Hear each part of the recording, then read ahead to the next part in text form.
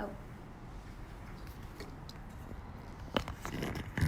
Hi guys, it's Allie. I am live here with Rob Slutsky of Slutsky Elder Law. Whoops, let me make sure he's in the frame here. There we go.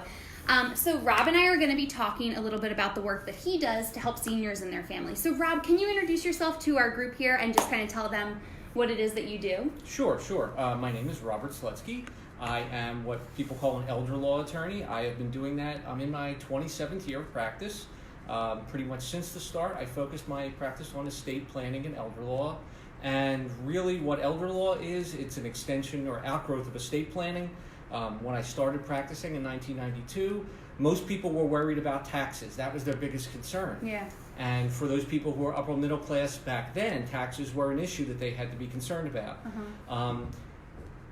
I was lucky enough one day to meet a friend who was a friend of my wife's actually, and that friend ran a nursing home. And in 1992, there were almost no elder law attorneys. Oh and my gosh. She was a very intelligent and creative person. And she said, Rob, there are not enough attorneys who deal with the older population. We need someone like you. And she introduced me around, and I started getting on nonprofit boards that helped caregivers of the elderly. And ultimately, I ended up representing, which I still do, the Montgomery County Office of Aging and Adult Services. Okay. So that's how I got into elder law. But you asked also, what is it really? Yeah. So elder law is the stuff that people think of for estate planning. That's wills, powers of attorney, trusts.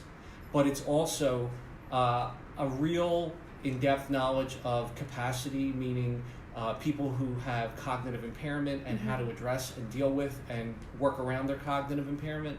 It's also partially being a social worker. Yeah. It's helping families understand what types of care are available, how to get the best care in the best location, and how to pay for it. Most people come to elder law attorneys because of a concern about not having enough financial resources to get the care that their loved one needs. Got it.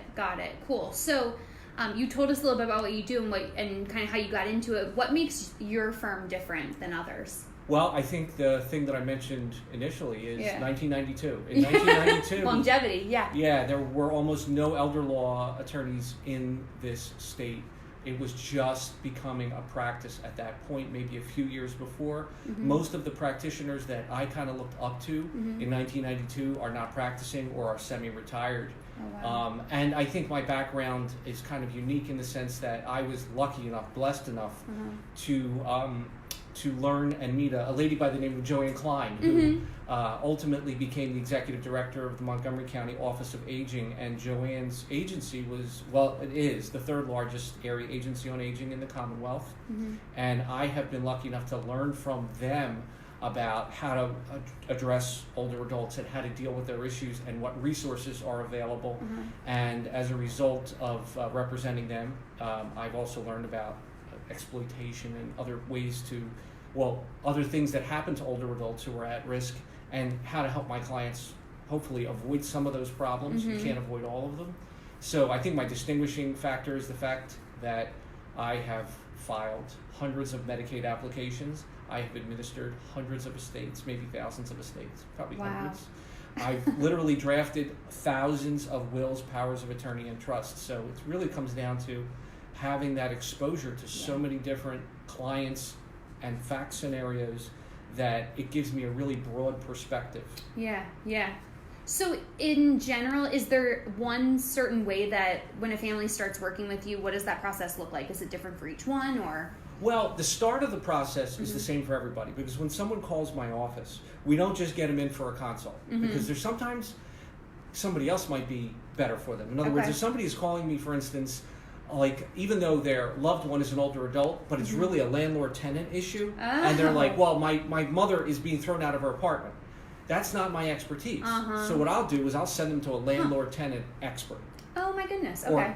Or, let's say my father, who's 85 years old and may have a little bit of cognitive impairment. Well, he got into a car accident and he really needs an attorney to deal with that part of it.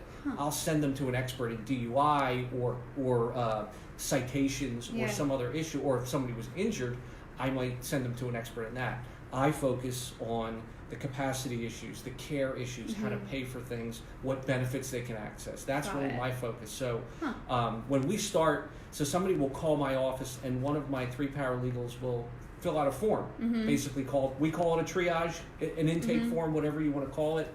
And it's just a whole bunch of information where we're really looking as to what they need. Because a lot of people just call me because a hospital social worker said, you need to talk to him. And they don't really know exactly why until I meet with them and I say, here's your facts. Here's some things you need to be concerned about. And then their eyes open up and they say, I get it now. Got it. So once we get that intake, then they'll either immediately schedule a client appointment because my paralegals have been with me long enough to know this person needs our help and we can help them. Or they'll talk to me and say, Rob, do we really think we can help them? Should I just call them back and maybe we'll give them some free advice and say, I can't help you now, but give me a call in 6 months. Gotcha. Wow. So with all that experience that you've had in those hundreds of cases and thousands actually, I guess, of cases that you've worked, is there something that you'd say is like a misconception or like something that people don't know about the work that you do? Well, I think people don't know about the work I do. First, I don't think a lot of people really know that they need an elder law attorney. That's probably the biggest thing. But I think the single biggest misconception is that people often start thinking, I want to preserve assets. I want to maximize my mom, my husband, my niece, whatever, their resources. And that's part of what we do. But a good elder law attorney is going to go far, far past just looking at the money, because sometimes it's worth it to spend more money to enhance someone's quality of life. And sometimes someone is paying for something, they're not really getting much value out of it, and they're blowing through funds that could be preserved either for future care or for the healthy spouse that is going to live another 20 years after the sick spouse dies. So I think that's a big misconception. I also think people don't really understand the levels of care, and it's so important that they do, because certain levels of care and types of care are eligible for public financing and certain are not. And people often get confused, and frankly, not everybody in the industry is really clear about that, so people are not always utilizing all of their resources, financial and otherwise, as efficiently as they can. Really, really good points. I think that what you do is going to be really valuable to our audience today. If anybody wants to get a hold of you or reach out to your office, what's the best way for them to do so?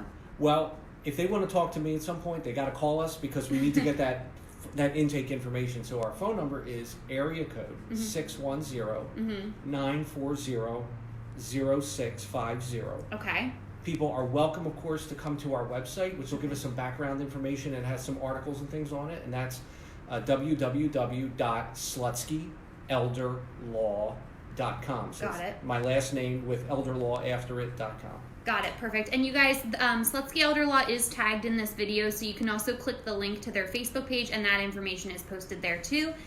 If you guys have any questions for Rob or his team, feel free to reach out, and feel free also to share this video with anybody that you think could benefit from it. Have a great weekend, guys.